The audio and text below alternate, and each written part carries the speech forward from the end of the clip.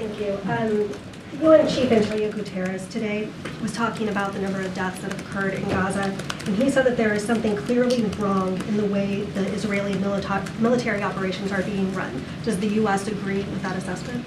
Again, I'm not going to armchair quarterback this fight from this podium. We're not going to react to every event, every strike on the ground. We are going to continue to provide Israel with what it needs to defend itself and to go after Hamas leadership. And we're going to continue to urge them, as you heard Secretary Blinken say today in Tokyo, to urge them to be as cautious and deliberate when it comes to civilian casualties as possible. We recognize that many, many thousands of Palestinians have been killed and wounded in this conflict. And each one is a tragedy. We grieve and mourn with each family that is grieving and mourning. And that's why we're going to continue to stress that the law of armed conflict be fully and completely complied with.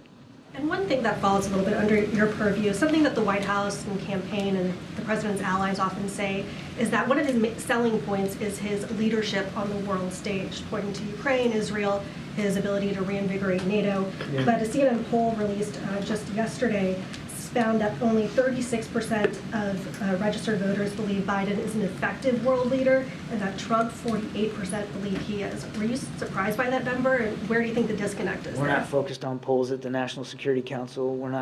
Certainly not going to. It's not going to govern the kind of policies that we're developing, the options that we're providing to the commander in chief, or the way we're executing on those options. We're just not fixated on that. We're fixated on defending and protecting our national security interests around the globe. And again, without going into the litany that would take me probably an hour to get through, I can point to chapter and verse of things that this president has done on the world stage to advance those national security interests. Yeah.